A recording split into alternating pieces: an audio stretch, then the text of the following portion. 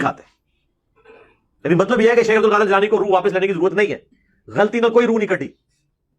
آپ مجھے بتائیں, فرشتے اللہ کے حکم سے آتے ہیں روح نکالنے. اللہ اگر فرشتوں کو حکم دے کہ فلاں بندے کو موت دینی ہے, اس کے بعد کوئی جن, کوئی فرشتہ, کوئی پیغمبر اس کی موت کو ٹال سکتا ہے؟ اگر کوئی کہتا ہے کہ یہ ایسے ہو رہا ہے اور فرشتے سے واپس روح کوئی بزرگ چھین رہا ہے, وہ فرشتے سے نہیں لے رہا سر, وہ اللہ کا حکم بدل رہا ہے. تو اس کا کیا مطلب ہے؟ یہ شیخ عبد القادر جیلانی کو اپنے بابوں کو اللہ سے بھی اوپر مانتے ہیں. بسم اللہ الرحمن الرحیم. سامعین و ناظرین, آج کل سوشل میڈیا کے اوپر انجینئر محمد علی مرزا اور اس کے فالوور جتنے بھی ہیں, یہ حضور سیدنا شیخ عبد القادر جیلانی کی طرف ایک من گڑت روایت منسوب کر کے لوگوں کو اولیاء اللہ سے دور کرنے کی کوشش کرتے ہیں. اور جب سے یہ جیل میں فتنہ مارز وجود میں آیا ہے, اس کی ایک ہی کوشش ہے, سب سے پہلے آ کر اس نے اللہ تعالیٰ کے جتنے بھی اولیاء برگزیدہ متقی بندے ہیں ان کے خلاف اس نے ہرزہ سرائیاں کی ہیں, جبکہ اس کی جہالت کا محاسبہ کر کے علماء نے اس کو کیفر کردار تک پہنچایا ہے. اور اب الحمدللہ یہ فتنہ کافی حد تک ختم ہو گیا. لیکن جتنے بھی لوگ اس فتنے کی لپیٹ میں آئے ہوئے تھے, الحمدللہ کافی حد تک وہ بھی جو ہیں عقیدہ حق اہل سنت و جماعت کے ساتھ آ کے کھڑے ہو چکے ہیں. ایک لڑکا حضور سیدنا شیخ عبد القادر جیلانی کے پاس آیا, پھر اس نے آ کر کہا کہ میرے والد کا انتقال ہو گیا, اور حضور سیدنا شیخ عبد القادر جیلانی نے تھوڑی دیر مراقبہ کیا.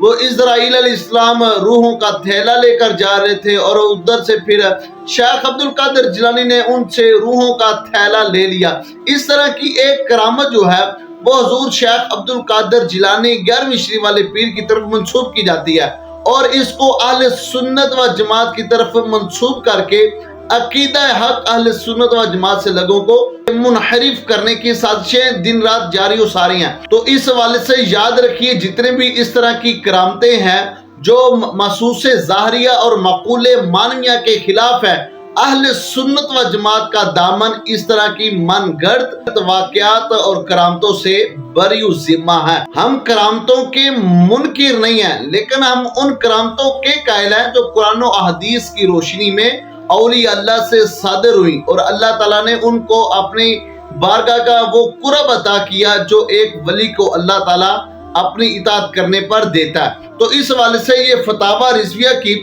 جلد نمبر 29 ہے میرے ہاتھ میں, یہ بھی آپ کو سکرین پہ بھی شو ہو رہی ہوگی.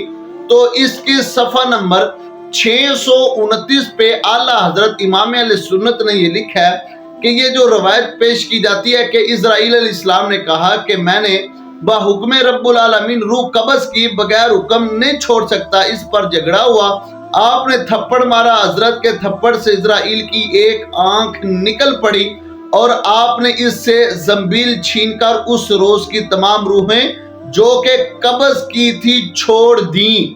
تو اس حوالے سے اس روایت کو لے کر اعلیٰ حضرت مجدد دین و ملت نے یہ لکھا ہے کہ اس طرح کی روایت ابلیس کی گڑی ہوئی روایت ہے.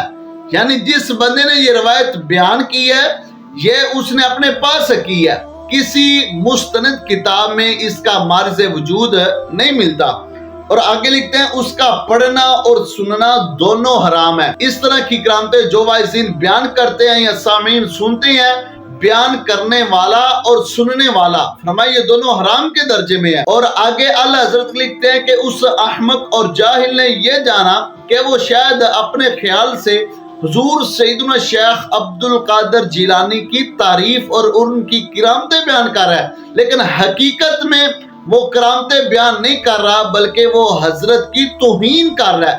یعنی ایسی چیز جو آپ کی طرف منسوب نہیں ہے اس کو آپ کی طرف منسوب کیا جا رہا ہے, تو حقیقت میں یہ کرامت نہیں ہے بلکہ حضرت کی یہ گستاخی ہے. اللہ تعالیٰ جہالت و دلالت سے پناہ دے. تو یہ تھا امام اہل سنت کا موقف جو 11ویں والے پیر کی طرف جھوٹا اور من گڑت ایک واقعہ بنا کر منسوب کیا جاتا ہے. تو اس طرح کے جتنے بھی واقعات ہیں جو قرآن و احادیث سے ٹکراتے ہیں اور معقول معنویہ محسوس ظاہریہ, یہ کرامت کی دو قسمیں ہیں.